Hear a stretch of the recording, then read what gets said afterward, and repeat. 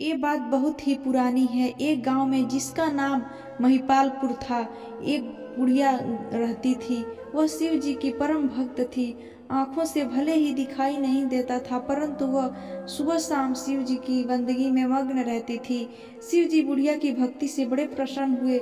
उन्होंने सोचा, यह बुढ़िया नित्य हमारा स्मरण करती है, परंतु बदले में कभी कुछ नहीं मांगती। भक्ति का फल तो उसे मिलना ही चाहिए। ऐसा सोचकर शिव जी एक दिन बुढ़िया के सम्मुख प्रकट हुए तथा बोले, माई तुम हमारी सच्ची भक्त हो। जिस श्रद्धा व विश्वास से हमारा स्मरण करती हो, हम उससे प्रसन्न हैं। अतः तुम जो वरदान चाहो हमसे मांग सकती हो। बुढ़िया बोली, प्रभु मैं तो आपकी भक्ति प्रेम भाव से करती हूँ, मांगने का तो मैंने कभी सोचा ही नहीं, अतः मुझे कुछ नहीं चाहिए। शिव जी पुनः बोले, हम वरदान देने के लिए आए हैं। बुढ़िया बोली, मुझे मांगना तो नहीं आता, अगर आप कहें तो मैं कल मांग लूं। तब तक मैं अपने बेटे व बहू से भी सलाह कर लूंगी। शिव जी कल आने का वादा करके वापस लौट गए। बुढ़िया का एक पुत्र व बहू थे। बुढ़िया ने सारी बात उन्हें बताकर सलाह मांगी।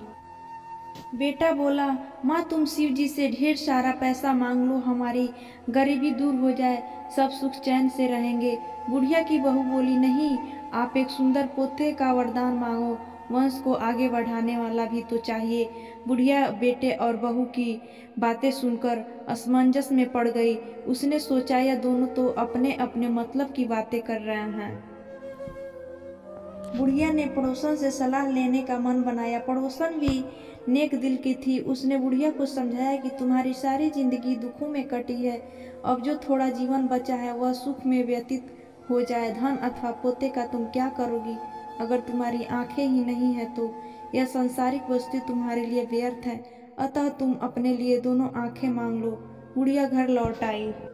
बुढ़िया और भी सोच में पड़ गई। उसने सोचा, कुछ भी ऐसा मांग लूं जिससे मेरा बहू बेटे सबका भला हो, बट ऐसा क्या हो सकता है। बुढ़िया कभी कुछ मांगने का मन बनाती तो कभी कुछ, परंतु कुछ निर्धारित नहीं कर सकी। दूसरे दिन शिव जी पुनः प्रकट हुए तथा बोले, आप जो भी मांगोगे वह हमारी कृपा से हो जाएगा, यह हमारा वचन है।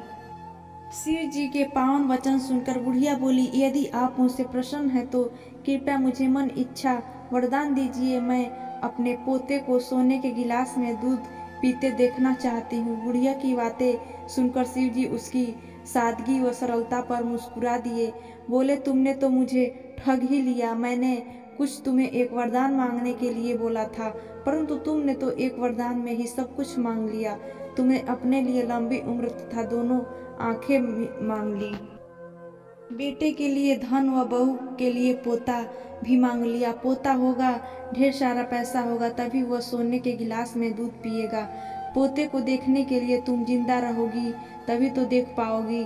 अब देखने के लिए दो आंखें भी देनी ही पड़ेगी। फिर भी वह बोले, जो तुमने मांगा वो सब सत्य होगा। यूं कहकर शिव जी अंतर ध्यान हो गए। कुछ समय पाकर शिव जी की कृपा से बुढ़िया के घर पोता हुआ। बेटे का कारोबार चल निकला तथा बुढ़िया की आंखों की रोशनी वापस लौट आई। बुढ़िया अपने परिवार सहित सुख पूर्वक जीवन व्यतीत करने लगी। तो दोस्तों, इस प्रकार से एक बुढ़िया ने शिव जी को आखिर में ठग ही लिया।